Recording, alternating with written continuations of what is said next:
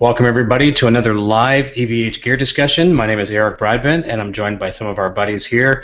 We've got Nick Haynes, Jeremy Hefner, and we've got Joe Sweet, and we've got a couple other buddies that may be joining in here momentarily, but for now it's us.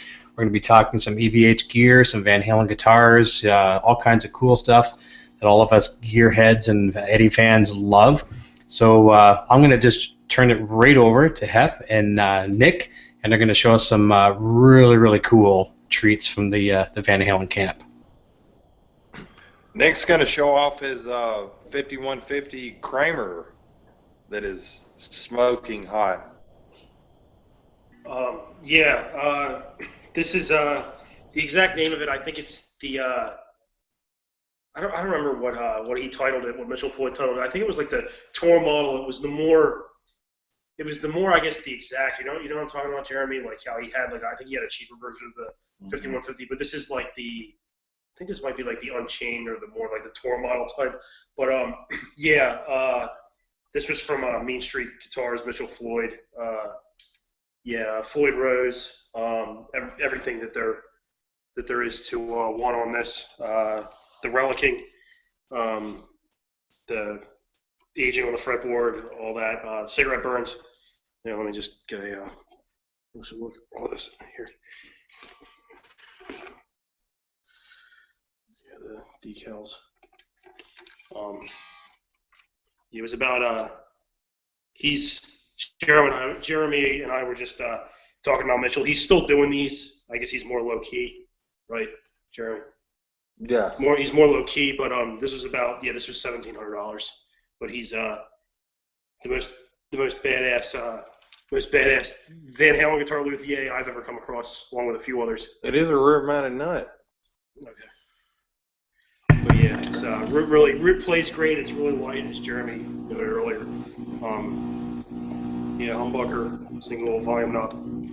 Looks stunning from here. Stunning. Yeah. Let's get a closer look at this too. This Mean Street Guitars logo on the back. Can you guys see that at all? What was that? I can't see the logo. Oh, I think your video shut off. Can you get it there, Hef? You still see the video, or is it off?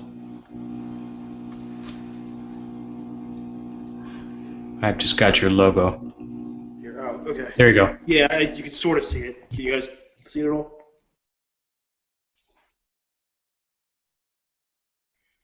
Yep, got it now. Am I back now? Yep, you're good. Okay. Oh, actually, I'm close. Got this VH 2012 Tour dog tag that I got off VH store, which I've been on there a lot. I'm sure you've been on the VH store a lot, Eric. Yeah, I tend to live there. I gotta check. I haven't been on there in a while, but there's a lot of. I love buying prints off there and all that stuff. So it never gets old for me. What's something that I want to point out? When I first talked to Eric about this guitar, I was talking to him about the neck, being a top-mounted or rear-mounted Floyd, and this is he told me it was a top-mounted, but it's actually a rear-mounted Floyd. So actually, this neck, it's hard to decipher whether this is an Unchained model or the Musicraft model, because Mitchell does get his necks and his bodies, the custom ones, he gets them from Musicraft. Okay. And with this being a rear-mounted Floyd, as you guys can see there, I would venture to say that this is a Musicraft body and neck. Okay. Because Mitchell's Unchained models are top-mounted Floyd, which a top-mounted Floyd wouldn't have those two bolts in the back. Correct. So I would venture to say, with what I know that he paid for this guitar, and from the specs that I'm looking at, I would say that this is one of the higher end models, which would mean that is a Musicraft body and a Musicraft neck.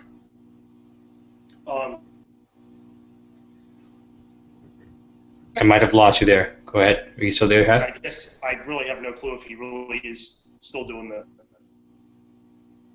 He still is.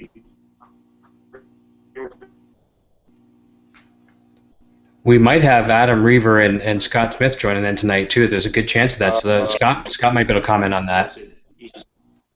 Oh, great. Yeah, but no. Yeah, like yes/no. Yeah. But anyway, when he, this was back in 2014, right? Plug officially, anyway. I had put in my deposit right before he was going to.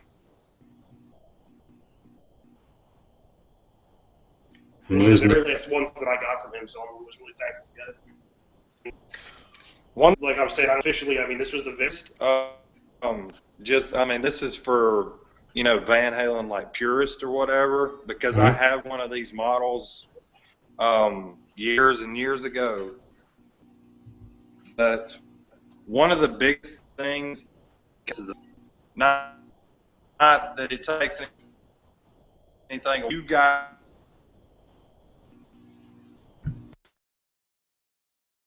where I'm pointing. There's supposed to be a red stripe right here. And on this one, there's not. And my Unchained model that I had was the same way. This stripe kind of goes where it's white. And that's what tells me that this is a Mean Street copy. Which there's nothing wrong with that. It's still a great guitar. And I mean, this is better than the Unchained model because this is a music craft, in my opinion. You know, which just from what I've seen, you know, with the neck being a rear-mounted Floyd, this is a music craft body and neck. I would venture to say. Very cool. Very cool. Guitar. I'm losing you guys a little bit there. It does not do this guitar any justice at all. You know, he's playing my black and white Frankie over there right now. I can hear it from here. It sounds good. No, that is a beautiful, beautiful guitar. Very nice. Yes.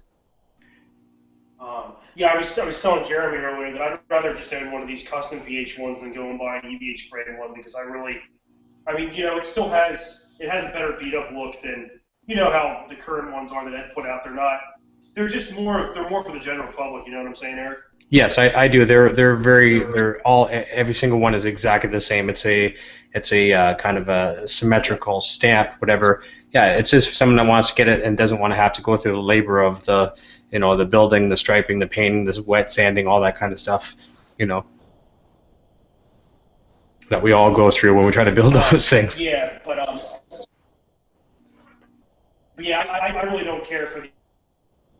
I like the VH1 without it on the headstock, you know, because it looks more like his, and I know there's a few other details on this one that aren't on the EVH, so. Yeah, for sure. The biggest thing is the CBS headstock, the big fat headstock. I like that. That's the biggest difference, you know, because the new ones just have like a regular, you know, Fender headstock on them. That's right. Yeah, very short very short Stratocaster style, narrow. But I mean, they're still, you know, I'm not taking anything away from them. They're still nice guitars because I played the Stripe series guitar. I played the very nice. I'm not taking anything away from those. Those are nice guitars for what. Yeah, I've got one of them back there. You can see on the floor back there. I'm not sure if you can see it in the background, but it's in the back there. Yep. Yeah, exactly. I'm not sure if you saw earlier tonight, I did a video update from the road there. Well, yeah, you did. You saw the Camaro thing with me racing around. But I was talking about doing a review on this guy here. and I'm going to be doing that again. Well, actually, I've done a review on this guitar already. This is the EVH Wolfgang Standard, but I'm going to be doing a really cool thing. I'm going to have two of these. I've got this one here, and this one's custom. I mean, right from the factory, there's been nothing changed on this guitar at all. And I'm getting a second one, and I was just talking to Adam earlier tonight. He might jump in here from Futone, and having EVH send it down to his house, and they're going to add a couple of the blocks and things like that, and various upgrades to it and stuff like that. And then we're going to do an A/B comparison to see, which one sounds better, right? And obviously, if the Futone stuff with the brass block and some of the noiseless springs and things like that, it's probably going to sound a heck of a lot better. Cool. Yeah, so looking forward to that. So we'll do an A/B comparison. Eric, are you gonna get one of the new specials when they come out? One of the red ones, or the green ones, or the gold ones? Are you gonna get one of those? I don't think so. I don't. There's not one that particularly jumps out at me. So at this point, I'd say no. But I mean, who knows, right? If I'm in a music store sometime, and if I'm not, usually when you're not looking for a guitar is when one jumps out at you. So I'd never want to say never. I tell you what, that gold top just looks, and the red one, I'm not really a big fan of green, but that red and that gold is just smoking. Yeah, I know. Yeah, that is pretty cool for sure. I like some of the other colors too, and even in the standards, like that sparkle blue and things like that. That's kind of cool too. I don't know. I'm kind of weird. I kind of like them with the binding. Yeah, I do like that, and yeah, with these ones here too, the binding, like it's a kind of a faux fake binding. They just tape it off, but it does look real for sure. Oh, I didn't even know that they had that. Mhm. Yep. Let's see if I can show it to you there. Oh, see really? That? Yeah, I see Yep. that. Yeah. Yeah. So it's taped off. Yeah. Oh, well, that's cool. Yeah. Yeah. It actually really dresses the actual like kind of the finish to it, right? It just kind of makes it stand out a little bit. Yeah. Yeah. I mean, the pictures they show online, are very deceiving. I mean, you can't see that, with a straight-on picture. No, you can't. You can't see that at all, and it really adds a lot to it. I'm like I've said this a million times. I've got guitars worth a heck of a lot more than this, and this thing, like this one here, is my boy's, and that's why I'm ordering the second one for me. I just love the way this guitar plays. I love the way it feels. It's got some bulk to it. It's a little bulkier in the neck than the Japanese special, but it feels good even acoustically. Like I got the volume turned off right now. It sounds nice. Man, that is loud. It is very loud.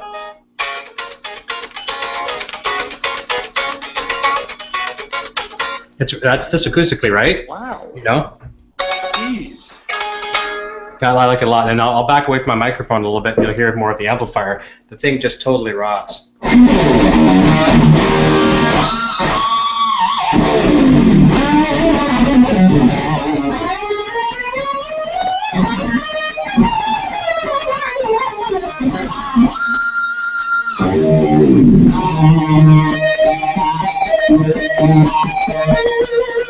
Harmonics jump right out of this thing. I mean, it's a fun guitar to play, man. I can't stop. Every time the boy wants me to go up to his room and he wants to show me something on the computer, I grab his guitar off the wall and say, okay, I'm playing your guitar while I'm here. I paid a whole lot more and gotten a whole lot less, I'll tell you. I know. And, I mean, the price of these things, you spend a few bucks with Adam at a Futone and grab a couple accessories. I mean, you don't need a lot. Throw a block in there. I mean, maybe some titanium string lock blocks, and you're off to the races, man. Great guitar. I love it. The thing that's crazy is my favorite color on the planet is purple. Nice. Yeah, the reason why I think I like this one so much is I had a purple PV US Wolfgang Standard archtop. I mean, it was beautiful, and it was the nicest. Not only did it look nicest of my guitars, but it was the nicest sounding too. There was nothing special about it other than the other Wolfgangs I have, the PV ones. It was just a nice combination of wood pickups. One of those things where everything was working well.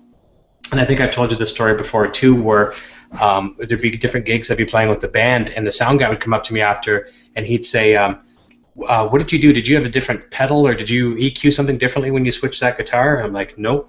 just grab the guitar. And it was just one of those things where it sounded amazing.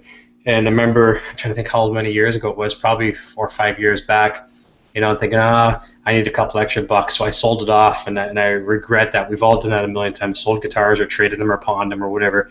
And I sold it, and I regret it, but it's a good buddy that owns it. And the only reason why he bought it, he had a Purple Music Man as well, the EVH Music Man, and he wanted a little brother or sister for it, so it's hanging out proudly beside it on the wall.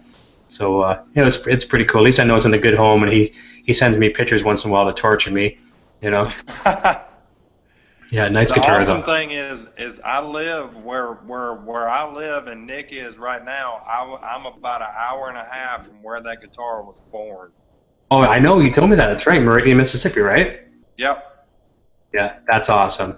I've never had a chance to tour the factory, but I used to work for a Fender and a PV dealer. The PV portion of I'd say the dealership was probably 50-50, 50 PV and 50% Fender. And my boss at the time, he got he met Hartley many times. Like I could say he was friends with them, and told me all the stories of meeting him, touring the factory, and things like that. And that'd be my thrill for sure.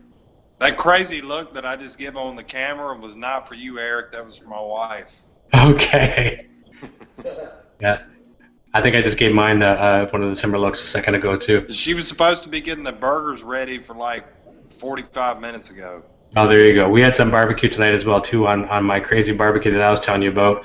Just to give the people that are watching an idea, I don't build things very well. I can take apart a guitar and I can twist a guitar apart pretty good. I can build computers pretty good, things like that. But I'm not a real handyman per se. And I bought a barbecue about a week ago and built it, and I was so proud of myself because I had 0 spare parts and I'm done. Usually when I build something, I have 19 spare parts left, including like if I'm building a car model, there's an extra engine, there's like an extra tire. I'm not sure how you end up with 5 tires, but I do.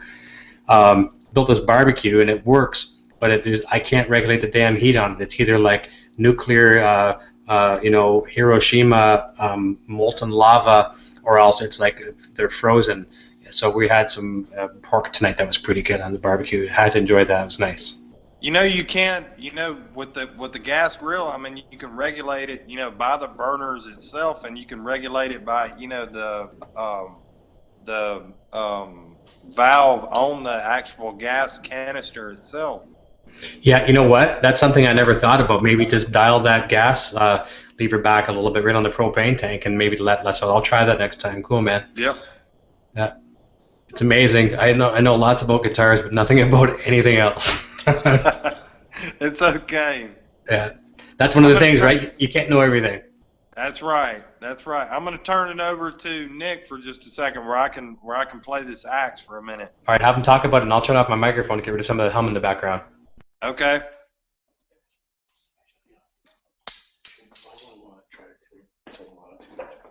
This one? Yeah, you want to check it first before you. Okay. Before you do that, if you want to get the tune off here. Yeah.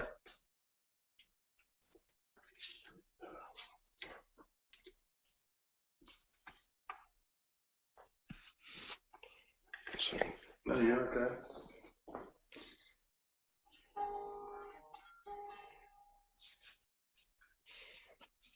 Talk loud tune. How do you turn? Is it? Can you turn it? It's looking at you. Well, can I like turn it so that it'll look at you instead, so that they can see you playing? Yeah, give me a minute. I feel like I'm on a roller coaster here. Yeah, I'm trying to figure out how to turn it around to him. Wait. It's that. Oh, that. Okay, I see it. There you go. All right, there. Tenor or die?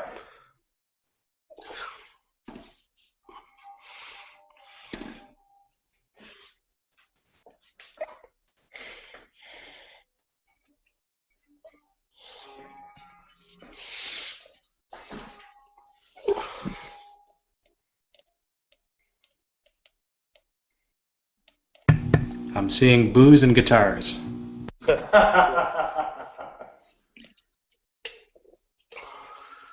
God it's Friday. You got that right for sure. Lord have mercy on my neighbors in just a few minutes.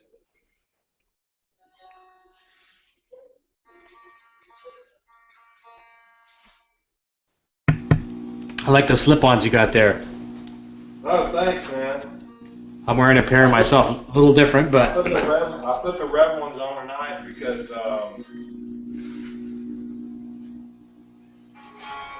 mine are red too, but they got a couple extra stripes in them. There you go.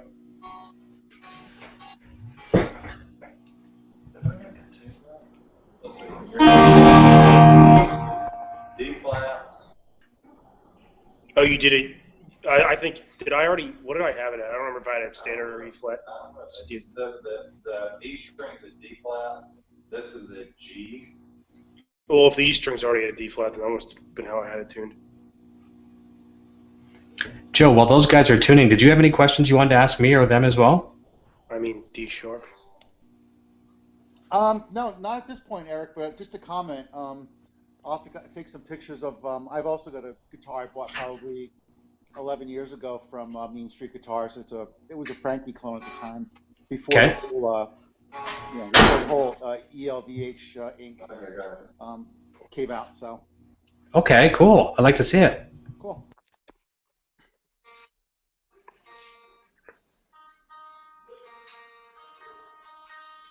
Who else are we expecting, Eric? Possibly. We were gonna have Vinny, one of our regulars. He wanted to pop in. I think he's having problems on his end. And Adam Reever and Scott Smith were going to jump in if they had a chance. I'm not counting on that because they were out. How am I supposed to know where to plug in? So I'm not sure. You're almost there. Right there. Yep. No word from Bean, Eric. I think he might be playing tonight, if I'm not mistaken. He's playing tonight. Yeah. Oh, great! I must have missed that post. Yeah. I saw him post earlier. It's not too loud for your neighbors. That's like a quarter of the way up the street. Does it go up? Jeremy, does it go up to 11? It goes up to like 15.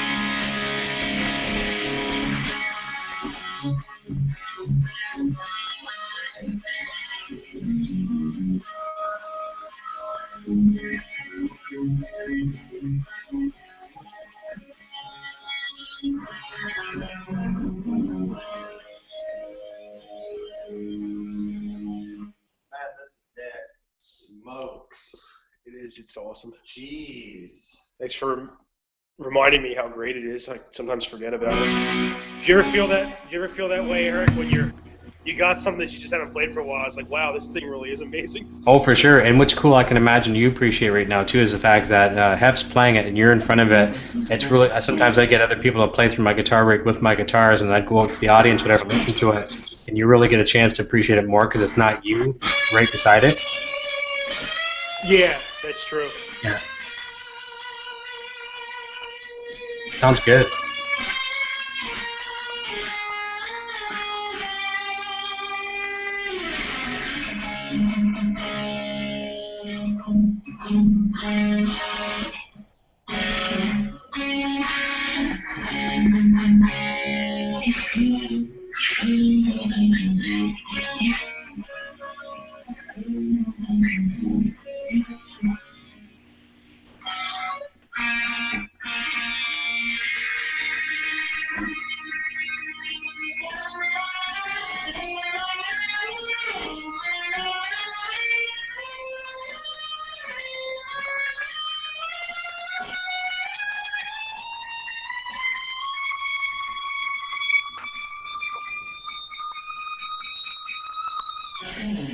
You got it, man. Sounds great.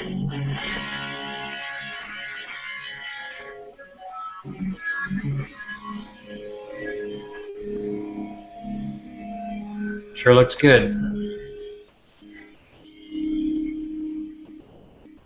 What do you run through, a Line 6 amp?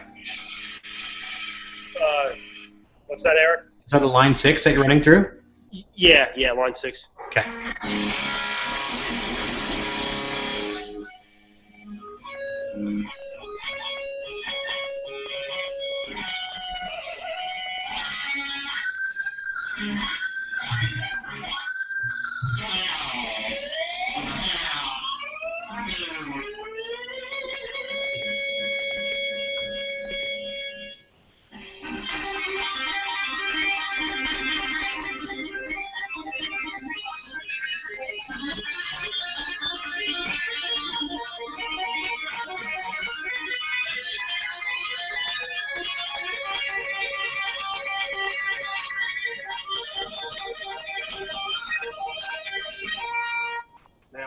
this is my cheat mode, okay? All right.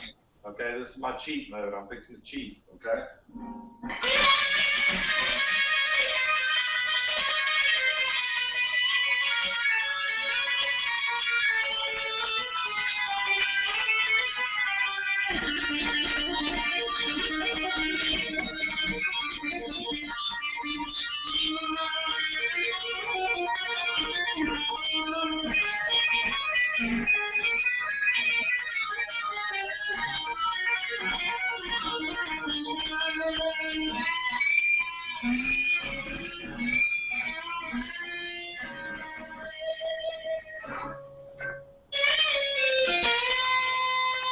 Oh, nice.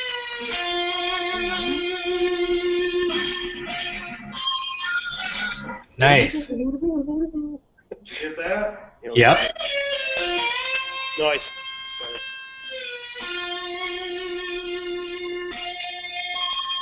Yes, that was awesome. That's very good. It's like- You know what's really funny about the eruption part there that you're doing just a minute ago? You said you called it the cheat part.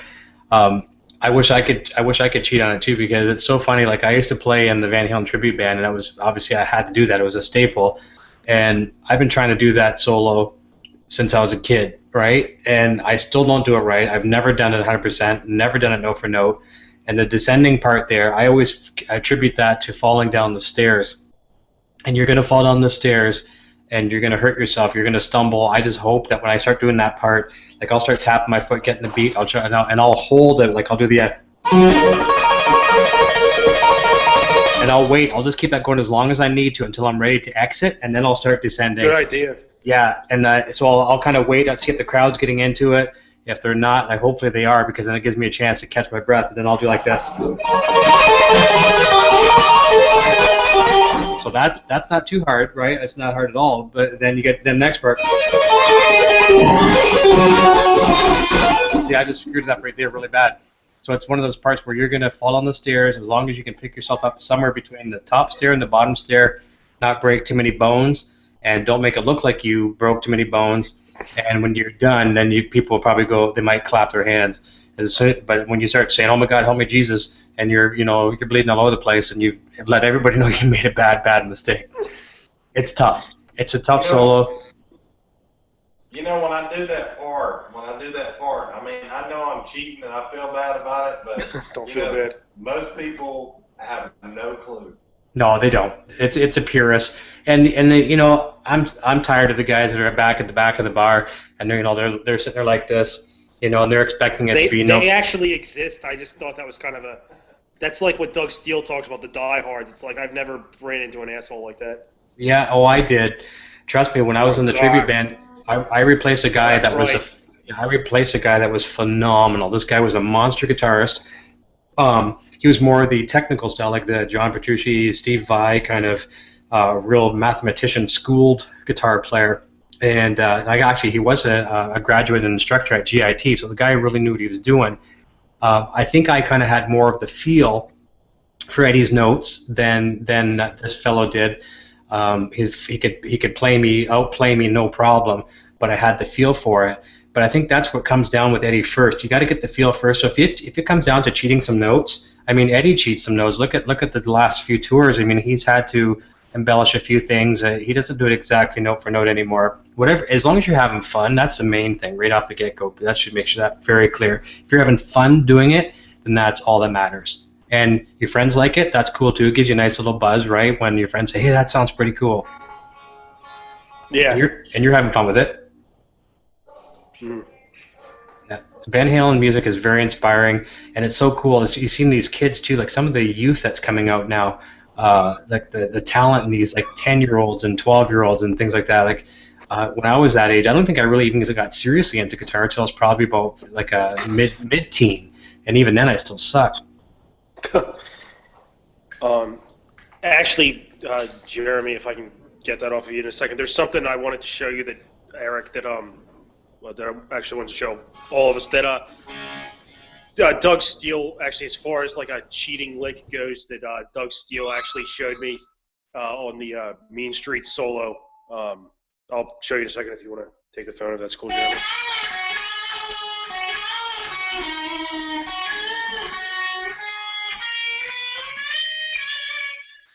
I had to do that real quick. That's cool. I love that lick, man. No, go ahead. Still a little. No, hey, here's the pick. No, I got one. Okay. No. So I got Johnny B's pick, Eric. Oh, right on. Oh, wait a minute. Are you looking at me? What are we looking at? Oh, wait a minute. Oh, yeah. I gotta go back. I'm sorry. I got these picks off of him last year when I met up with him, and suddenly just one of these turned up. I was like, oh, cool, and I posted it. Like, I had no idea I still had this on me. Johnny, by the way, if you're watching this, I sent you my address, and you're supposed to send me a pic. Oh, yeah. Oh, by the way, Bean rules. Yeah, Bean does rule. I'll send you both. I'll send all you guys some of my picks. Nice. I got a bag of Dude, them I'm somewhere. telling you, look, playing this guitar, I mean, looking at this, it does it no justice at all. There you go. It is smoking. There you go. I'll send you guys some of those. Yeah. Sweet. Yeah. So as you know, that part after the.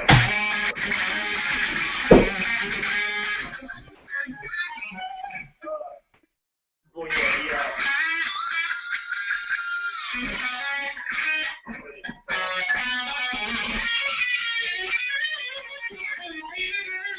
So then, you know, that part, and then, crap, I don't even remember where it's at. The, you know that.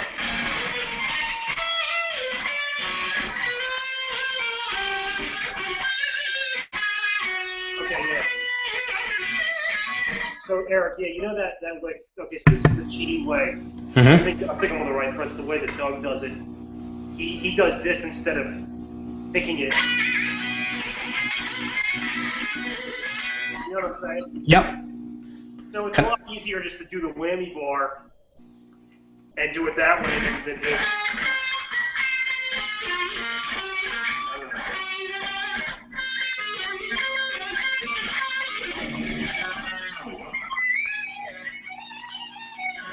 Yeah. So that is, you know, when the adrenaline's pumping and you're on stage, it is a lot easier just to do that than Sure. screw it up doing it the real way. You know it a hell of a lot better than I do. I don't even know that much of that solo because when I was in the tribute band, we were a Sammy era band, and obviously we did a lot of Roth too. But I didn't do that song, and I'm kind of thankful because I don't know it. It's a bitch to play. It's one of his more. What is that? Is that Main Street? That was Main Street. Yeah. Yeah, that's a great solo. It's kind of flying by the seat of your pants when you're playing that one. I mean, it's kind of like, you know, there's a lot of stuff off of, you know, 84 that's kind of like that. Like, geez. I mean, there's a lot of stuff, you know, that's kind of like, you know, fly by the seat of your pants. It's like, how would you tab that? Oh, I know. Oh yeah. You know? You can tell he's just totally. I've always described it as a race engine on the brink of going out of control. You know, that's the way he's like. Yeah, just totally out of control, and it's what's really cool about him, because a lot of this stuff isn't really written as far as the solos go, right? It's just okay. He's got the track playing, and he just goes to it. A lot of stuff it's like first takes, and it's just crazy. And I'm sure he has to go back and kind of rediscover what he did, you know, like to do that live when it's a synonymous part. But it's just totally crazy what he can come up with. It is. I mean, it's crazy. Yeah. Actually, Eric, you know, I read two different versions of this, but was the Ice Cream Man solo done on the spot, or did he actually compose that? That is a question I can't give you an honest answer. We'll have to follow up on that one. I don't know. I feel the way it was played was on the spot. I can't see that being composed, but there again, I'm always profess if I don't know the answer, I don't bullshit. So I do not know that answer. We'll find out though. Yeah, because as you know, he has never, ever, ever played it like the record. He always plays it different. Yeah. And I prefer the record, the recording, as I consider that the best version. I mean, I learned that a long time ago. I still sort of do know it, but it's one of my favorite solos of all time. Yeah. I can't play it. I can't play it right, and that was one of the Roth era songs that we did in the Van Halen tribute, even though it was a Sammy era band. And it's one of those things where they like at the stretch, like Oh, it's ridiculous. it's just yeah. I would fake that one all the time too. I mean, I think there was times where I might have even tapped it.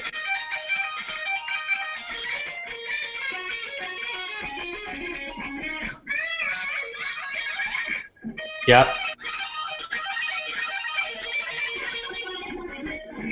Yeah, you got it down better than I do. No, that's not bad at all. One of my buddies, I hope I have this correct. I hang out with so many guitar buddies on Facebook. I think it might be Alan Garber. I hope I have that right. If that's who I'm thinking it was, he showed me a video of him. He slowed it right down, and he tabbed it out and did a video, and I mean, it was phenomenal. Absolutely. I'll try to find the video, and I'll post it in the link in the bottom of this one when it's on YouTube here. But is phenomenal, and it's the only version I've ever heard. It was true to the very first recording of the song. It's just amazing. I've never heard anybody else do it note for note, but what you're doing there, Nick, was very, very good. I can't even do it that well. But like you said earlier too, when it's like the adrenaline going, you're on stage and people are there, the band's playing loud, you can get away with a few discrepancies where you're being judged in a competition, you might not get away with it as much. Yeah, if that makes sense. Actually, if you have, Eric, have you seen Doug Steele's cover of the Ice Cream Man solo? No. Okay, actually, I think you'll probably either put him above what you just mentioned or on the same level. He did a good lesson on it too, slowed it down. That's the best Ice Cream Man solo cover I've ever seen by Doug Steele / John Sanders. I'm sure you're familiar with at least some of Doug Steele's material. Yes. I'm going to look that up for sure this weekend for sure because I want to see that. I need every once in a while you need to find new sources of inspiration, and maybe if you've been trying to play it a certain way for so long and you're just not getting anywhere, sometimes you need to look at another instructor for some guidance, and that's what I'll do for sure. Yeah, actually, let me just let me run by it again from what I haven't done yet. 1 second.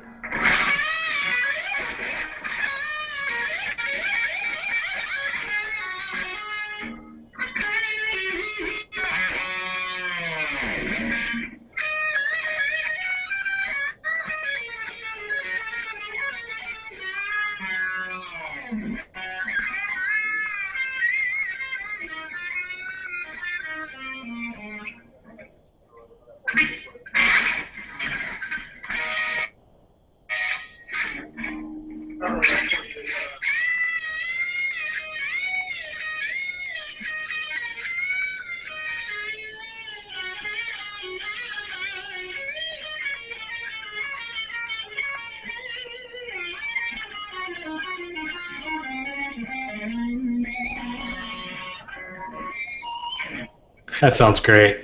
Eddie has some crazy high bends, doesn't he?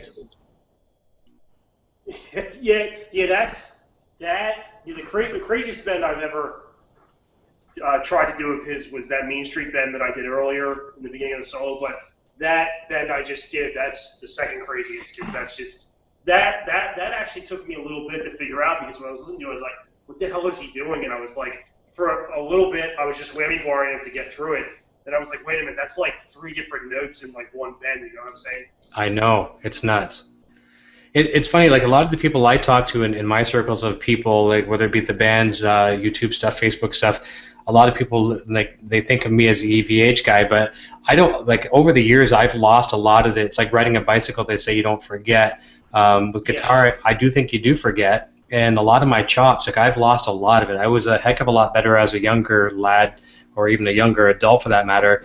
But I think what I possess to this day is just I have I have Eddie's feel. I certainly don't have the notes. And to this day, like I always feel bad if I put out a video, and I think I have to put a disclaimer out there and saying this is not like Eddie Van Halen. This is not, if you're expecting a note for note, this is not me. But I don't even say that anymore, because even if I was playing it note for note, you're still going to get the haters. You're still going to get the people say, "Oh, there's a blooper right there." Of course there is. You know what I mean? Like, it's as long as you're all having fun. Like I said earlier, if you're having fun playing it and it inspires you to play the guitar, I mean, that's what we can all say about Eddie Van Halen. He's inspired us to play guitar. There's only one Eddie Van Halen, and we're not going to be him. So let's just have some fun and listen to his music. Well, Eric, what you just said, Eddie Van Halen, I mean, his guitar playing has a feel to it, and you have to listen to these records, you know, for hours and hours and hours to get that feel. It's not something you're going to pick up in an afternoon or a couple of weeks or a few months. You know, the reason that I say that is I want to publicly say right now that, you know, when the 5150 overdrive pedal come out, I stood behind the Wampler Pinnacle Deluxe pedal, you know, and I was just like, you know, from the videos that I saw online, I was like, you know, if you want the Brown sound, this is the pedal for you or whatever. And I felt like such a not good person by saying that, and I had not played the pedal. I don't trust 9 times out of 10, and this is one of those times that I let it slip through my fingers. 9 times out of 10, I don't trust something unless I have it in my hands. And if you're a gearhead, you know that is like your Bible, Mm-hmm. right? So I went to a local guitar shop a few weeks ago, and I know you guys ain't looking at me. You're looking at Nick. you're looking at Nick playing his wonderful, beautiful 5150, which I'd rather you look at that than look at me.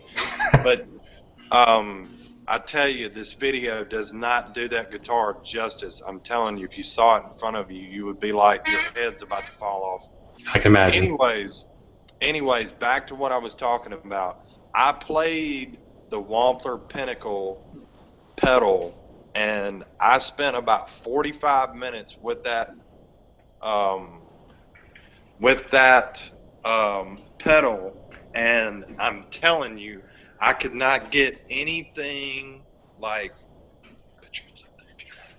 I could not get anything that was even kind of close to the Brown sound, and I felt like a complete jerk because I had been, you know, bringing this pedal up and talking about it. Every time somebody would talk about the 5150 overdrive, I would be, you know, going, no, don't go with Eddie, go with this Wampler. And I felt like a complete jerk because there's a guy on YouTube right now, and he's got a 5150 replica like this, and he does almost every Van Halen tone with the 5150 overdrive pedal, and I felt like a complete jerk about raving about this other pedal that I had played that I couldn't get to sound like the Brown sound for nothing in the world.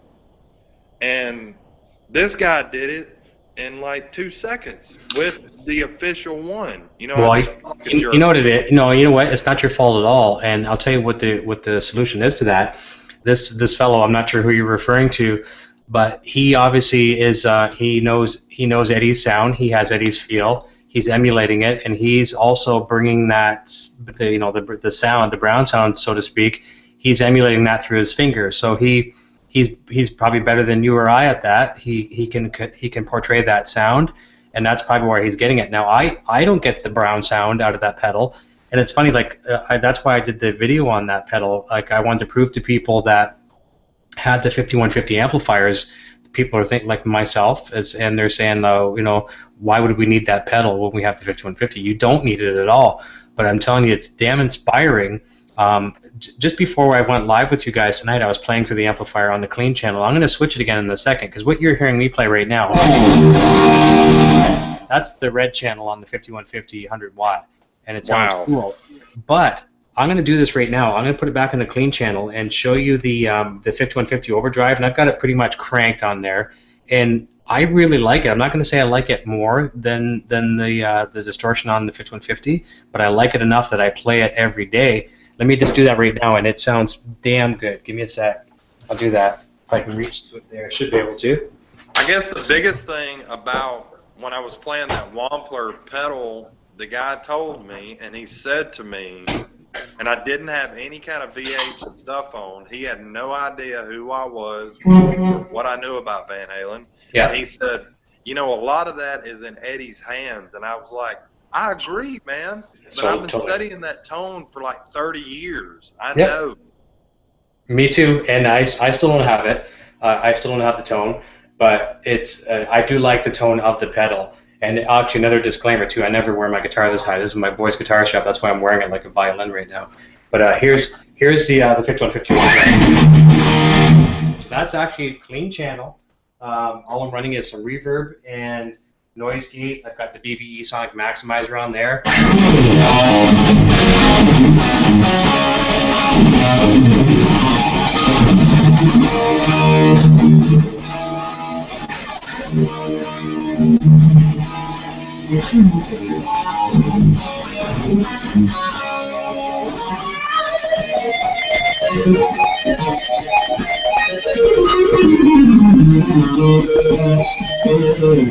That's the overdrive pedal. I mean, Sounds pretty dead on to me, man.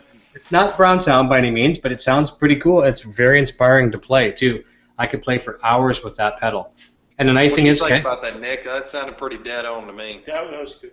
You're always going to be harder on yourself, Eric. I'm the same way. So you Yeah. hear shit that we don't hear, but it sounded fine to me. Thank you. Yeah, I like the pedal a lot. And the thing is, I can turn the volume down. Like, let me show you. I'll turn it down, and I can play. Like, I'm in a nice, somewhat sound acoustic studio here, but I'll turn the volume on the pedal down, and I get nice, rich distortion at low volumes. Okay, so I've got the output probably about the 9 o'clock position.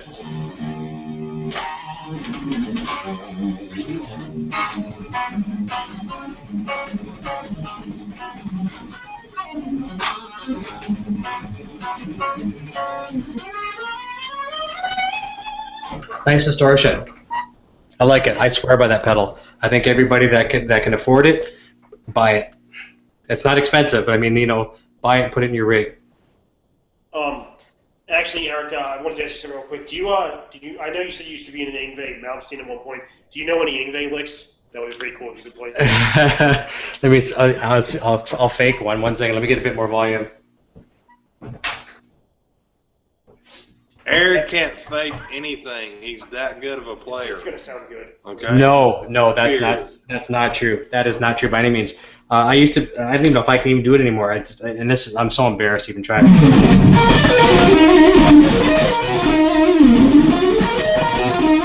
don't even know what the hell he's doing there.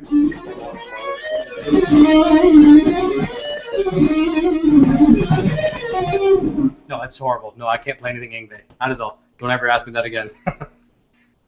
Sorry, that was horrible. No, dude, it's fine. That was not horrible. No, I'll show you something in a second. Yeah, please do. Please do. Hey, and just think,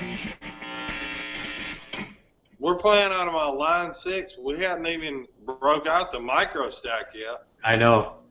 I'm sure if you bring out that micro stack and play Yngwie, it's going to sound a hell of a lot better than what I just did.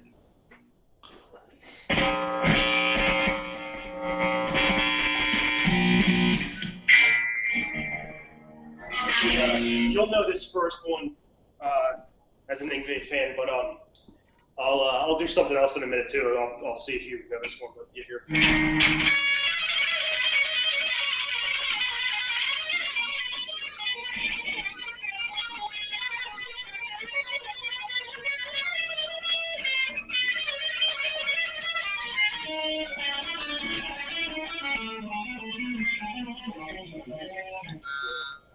Cool.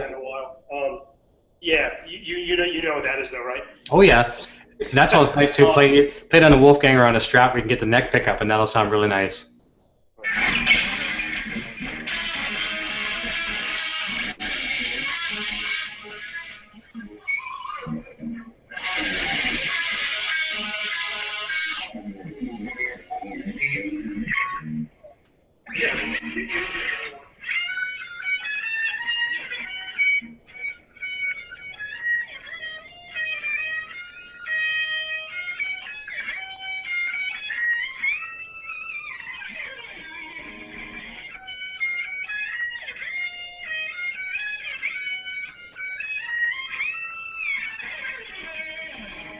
I totally recognize that. There was a while as a kid I was in a Steve Vai phase. I was in an Yngwie phase, Alcatraz, for both of them, obviously, both guitar players, and just obsessed by them. I never studied Yngwie's playing. I don't think I could play 2 or 3 riffs, and that was about it. But I certainly had a respect and appreciation for him. Did that riff, did that lick ring any bells? Can you name that song? I'll be surprised if you can. I recognize one of it was Black Star, one of them. It was off the Marching Out album. Okay, I'm very uneducated as far as the names. Like, trust me, I did listen a lot to him back in the day, but no, I recognize it, so that means that you're doing something right for sure. I just don't know which ones they are. Yeah, it was Caught in the Middle of Marching Out. I thought, like, I've been listening to Marching Out for a while, and that's a really great album because a lot of people think of Yngwie, a lot of people trash Yngwie way too much, saying he's too one-dimensional because of his repetitive licks, but he writes really great songs in a band setting with a singer. Like he's still a great writer in art, even aside from his guitar playing. For sure. I got a question. Yeah. Did Yngwie, did he ever cover Eruption? I think so. I think there's some copies out there. As a matter of fact, I had heard someone say they watched a video of him playing it, and then he kind of yawned after the fact. I haven't seen it myself, but I think he has. Cool. Yeah. Kind of interesting for sure. He did Purple Haze once on some Leo Fender tribute. Do you remember that one, Eric? Yes. Yeah. Yeah, he's definitely has some blues skills. I find he can play that for sure. And it's funny too. I went through that phase. It was him. I was in the like I said, Steve Vios and Paul Gilbert, the Racer X type stuff. Oh, yeah. Yeah, Paul Gilbert. I was really inspired, and I got a few lessons from Paul, like just some of the videos and stuff like that. And that was really helping me as a player when I was probably in my early 20s. I was really into that. And then I went back to my roots again. Actually, no, for a short while, then I also discovered Stevie Ray Vaughan. That helped a little bit with some of my blues playing, and it kind of slowed me down and made it more, you're playing less and you're playing better. So I got into that, went back to Eddie, and then I discovered Joe Satriani. So it's still to this day, it's Eddie and Joe. And I find I'm not sure if you guys like Satch, but I find that guy is, you watch all these technical guitar players out there that can play a million things, and then you watch Joe where he's like an Eddie, and I think he's got a lot from Eddie. He plays with a lot of feel, and his improvisational skills are amazing. Like he really inspires me. Let me ask you this: when did you discover Stevie Ray Vaughan? Like what year?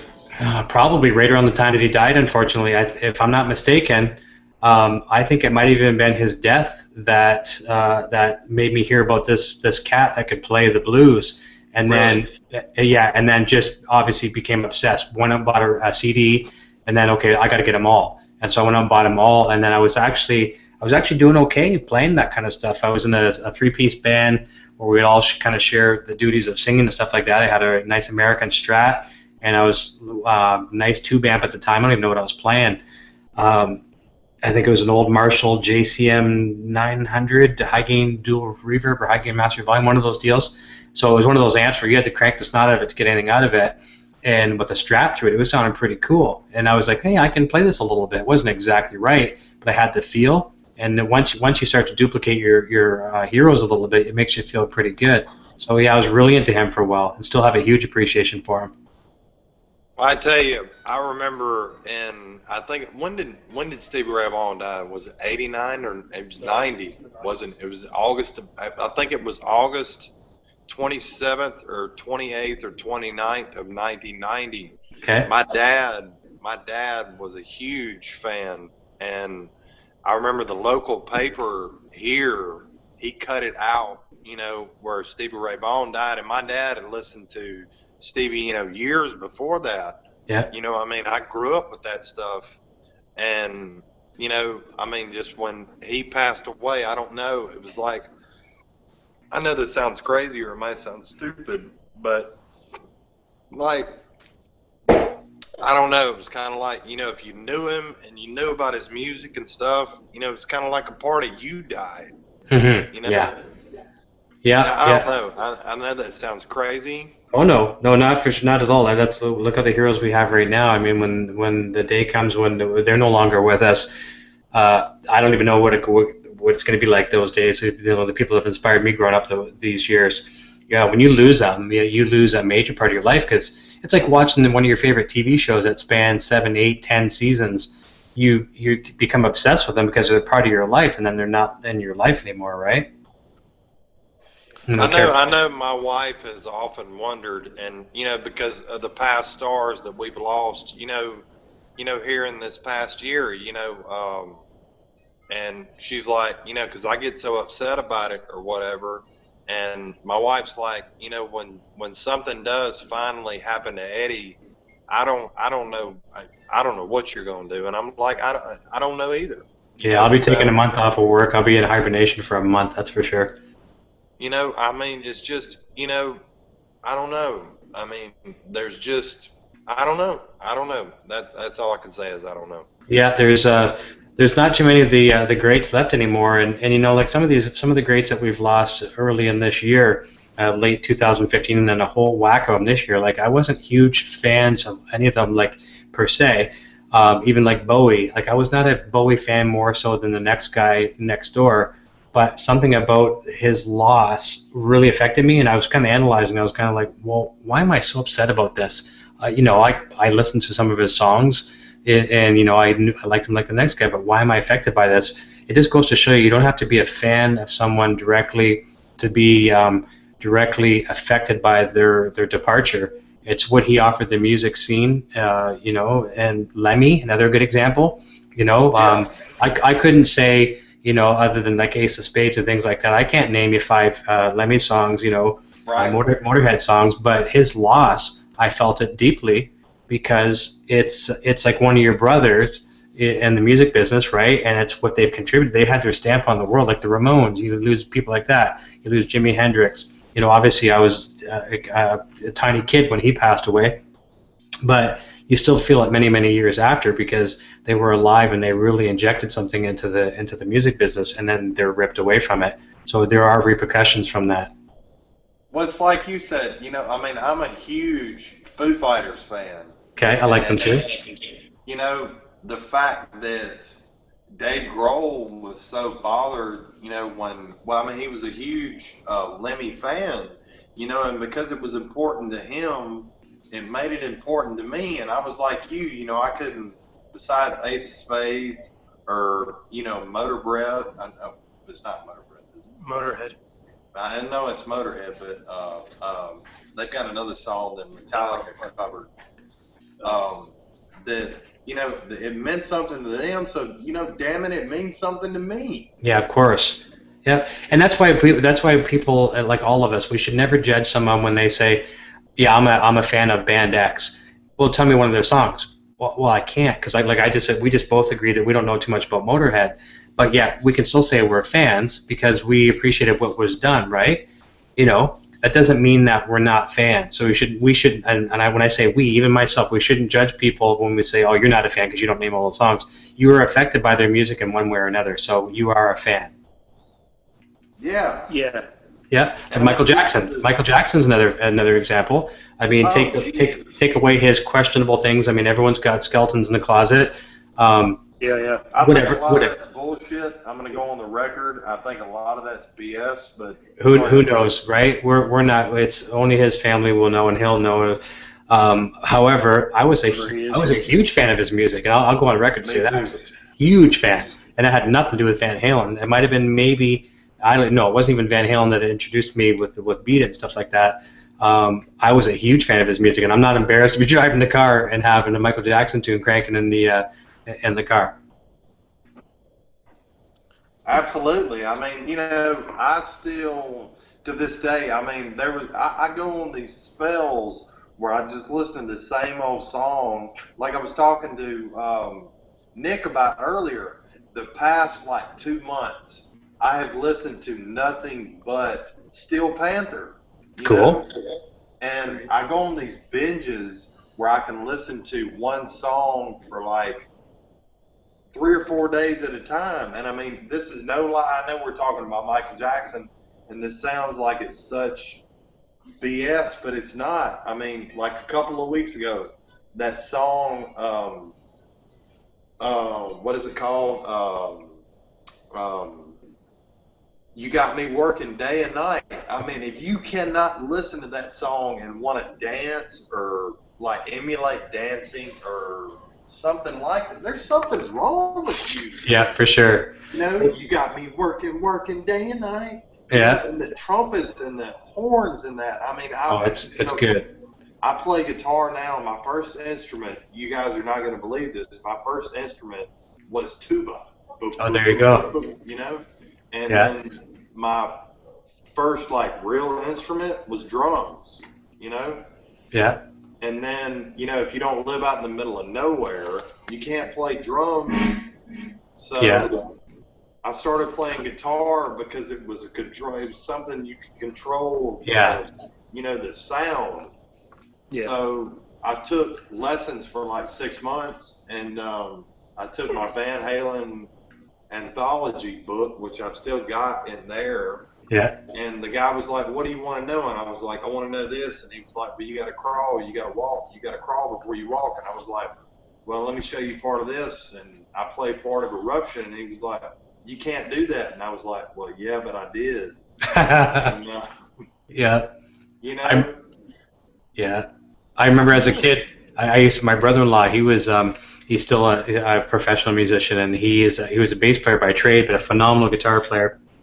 And I would bring my records to him. I'd say, "Teach me this," and he'd show me some of the Van Halen stuff. He'd point me in the right direction. And same thing too. I took lessons for 6 months from a local guitar instructor in my small town. He's a big cat. He's great.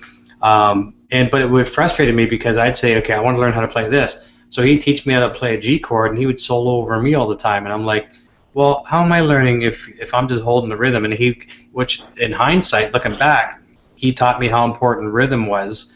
You know, if you can't hold rhythm, you're not going to cut it as a working guitar player, as a musician. Period. You know. yeah. So I learned my roots that way. But it's funny, nobody would know this about what I listen to, because you know I preach the word of Van Halen everywhere I go. But in the car, I usually have my iPod hooked into the stereo, and I have a couple playlists. I just shuffle them, and I'll tell you the stuff I listen to on any given day, including today at lunch, cruising around. Today was our first warm day in Canada here, where I'm part of Canada, and so I got the sunroof open, got the windows down, and the Camaro was just cranking. I was listening to "Spirits of Material World" by the Police. I was listening. Yeah, love it. I mean, the Police we know Johnny. Johnny's a huge fan and friend of Andy Summers and the Police. Listen to Rage Against the Machine. The live version of Kashmir by Zeppelin when they redid that one a couple years back.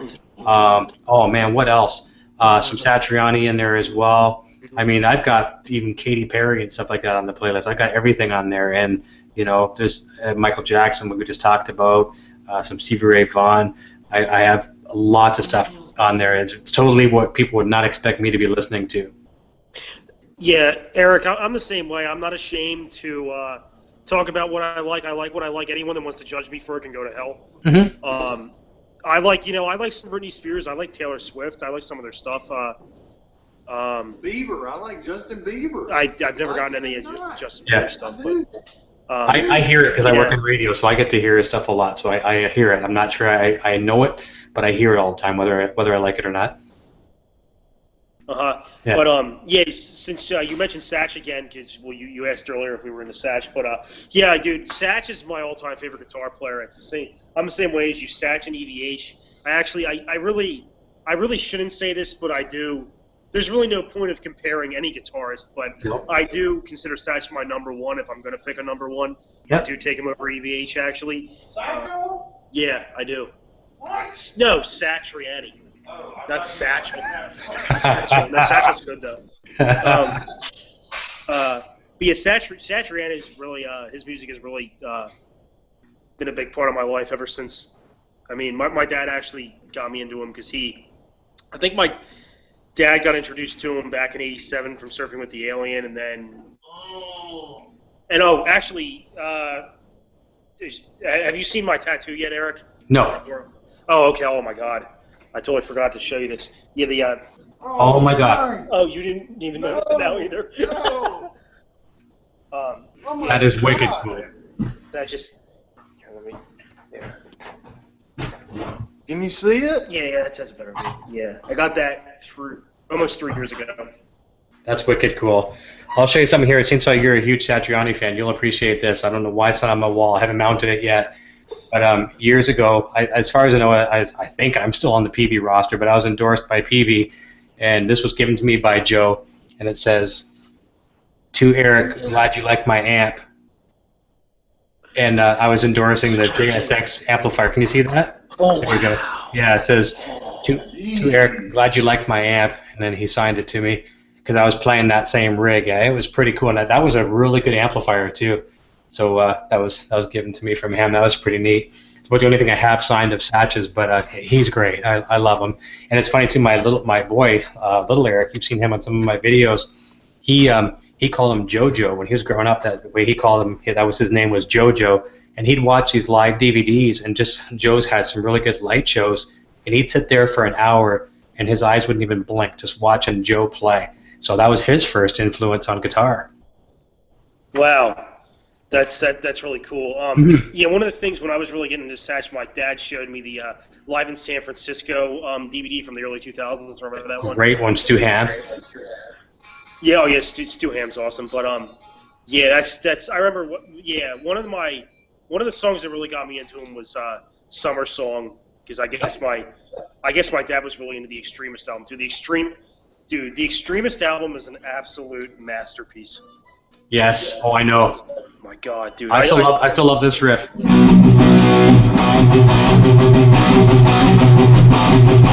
Oh my God, dude. Yeah. I love that.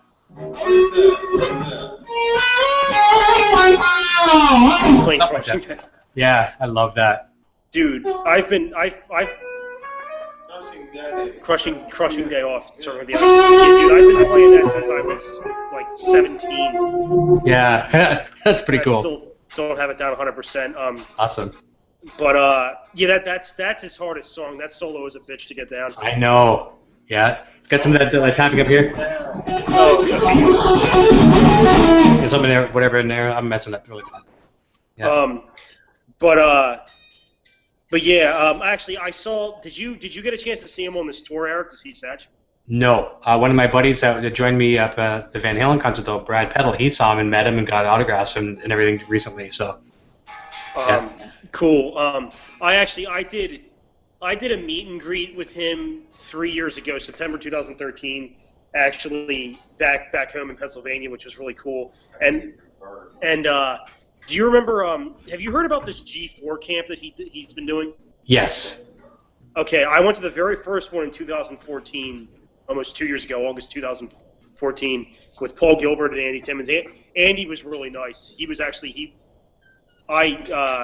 the coolest thing, in my opinion, the coolest thing was getting acquainted with him, because he even went out of his way to really talk to me at lunch and everything. But it was really cool though. Paul Gilbert was really nice, and like you were saying, Paul Gilbert, I'm a big fan of his too. But he's actually doing it's something. Well, I'm not going to get too into it, but it wasn't what I thought it would be. I think it was a little bit It was a little bit more. I mean, I don't know. He wasn't actually Joe. I don't know if you heard anything about the one from 2014. No.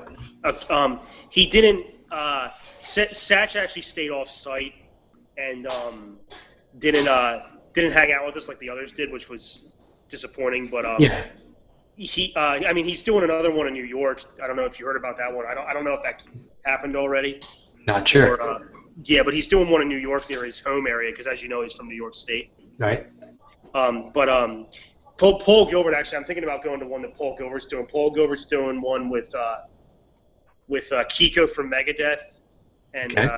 I forget who else. But he's doing a camp in the same area from the 2014 one. So I'm really thinking about going, because it's not as expensive as the one I went to in 2014, but it's probably something I could see you taking maybe someday taking your son to it. 'Cause I'm sure Yeah, he'd probably really yeah, like he would get into that for sure.